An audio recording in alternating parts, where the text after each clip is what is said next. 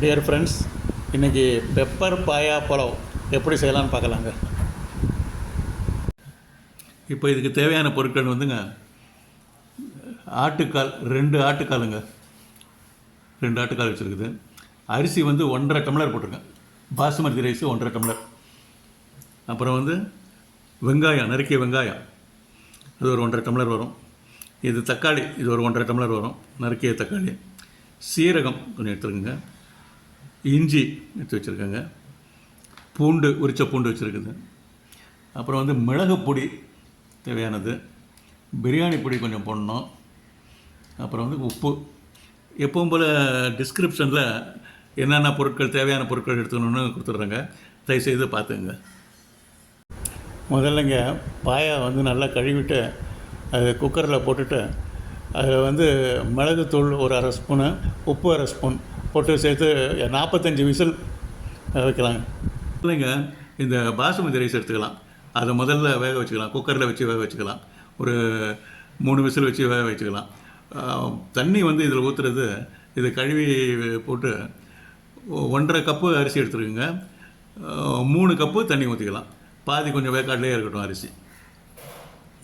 நெக்ஸ்ட்டுங்க, கொஞ்சம் பட்டை, லவங்கம், ஏலக்காய், கொஞ்சம் பிரிஞ்சி இலை, அது கொஞ்சம் எடுத்துக்கலாங்க.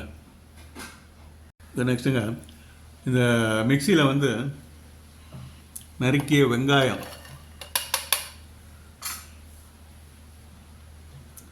தக்காளி,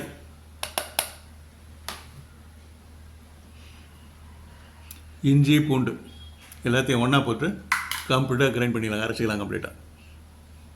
இப்போது அடுப்பை பற்ற வச்சாச்சுங்க, பாத்திரத்தை வச்சாச்சு. இப்போது தண்ணியெல்லாம் வற்றினோன்னா எண்ணெய் ஒரு 3 ஸ்பூன் ஊற்றிக்கலாம்.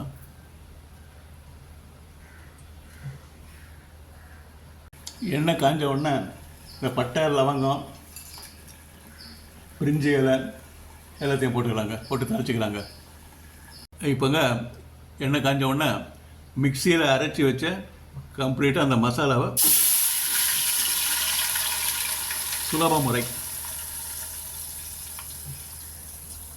குறுக்க நறுக்கி வச்ச 3 பச்சை மிளகா போட்டுக்கலாங்க.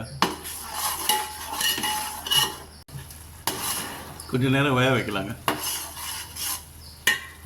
இப்போங்க குக்கரில் இந்த பாயா வேக வச்ச தண்ணி இருக்குது பாருங்கள், பாயா எடுத்து வச்சுக்கிட்டோம். அந்த தண்ணி மாத்திரம் தண்ணி மாத்திரம் இருக்குது, தண்ணி மாத்திரம் இதை ஊற்றிட்டாச்சு.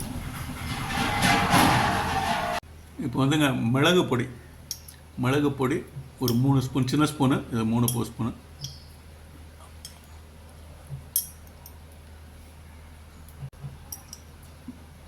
பிரியாணி பொடி கொஞ்சம், எல்லாமே ஆஸ் பர் டிஸ்கிரிப்ஷன் தாங்க. அடுத்தது உப்புங்க. இதை வந்து இப்போ நல்லா கலந்து வச்சுட்டுங்க, ஒரு 2 நிமிஷத்தை மூடி வச்சிடலாம்.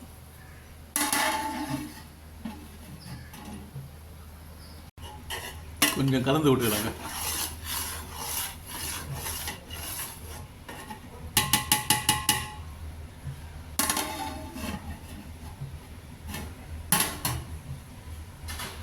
நல்லா கொதி வந்த உடனே டேஸ்ட் பார்த்துக்கலாங்க.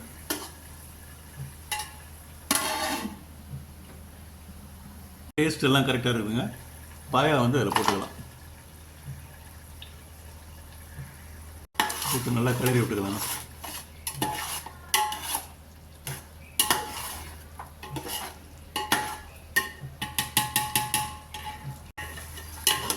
நல்லா கிளறி விட்டுக்கலாங்க.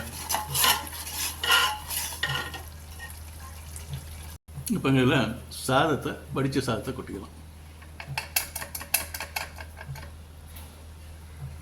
இது அப்படியே கலந்து விட்டுக்கலாங்க.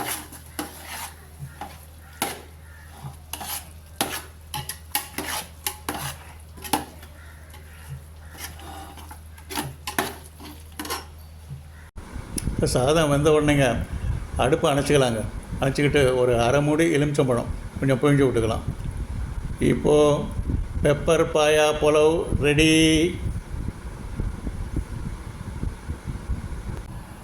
ஹலோ, இப்போ பெப்பர் பாயா புலாவ் ரெடிங்க. நல்லா சாதமெல்லாம் நல்லா இருக்குது. பாயெல்லாம் நல்லா வந்திருக்குது. பாயெல்லாம் வெரி குட், நல்லா வந்திருக்கு. இதுக்கு தொட்டுக்கிறதுக்கு பச்சடி வச்சாச்சு, வெங்காய பச்சடி.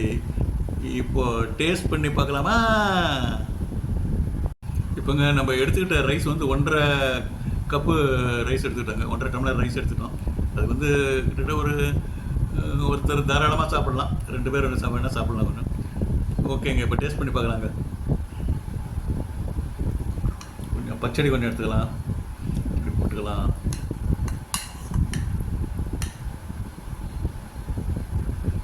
டேஸ்ட் பண்ணி பார்க்கலாங்க.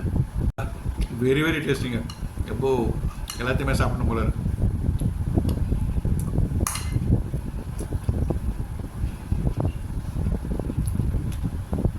பாயங்க நல்லா வந்துருக்குங்க, பாயம் ஃபஸ்ட்டாக தான் வந்துருக்கு, பாயம்லாம்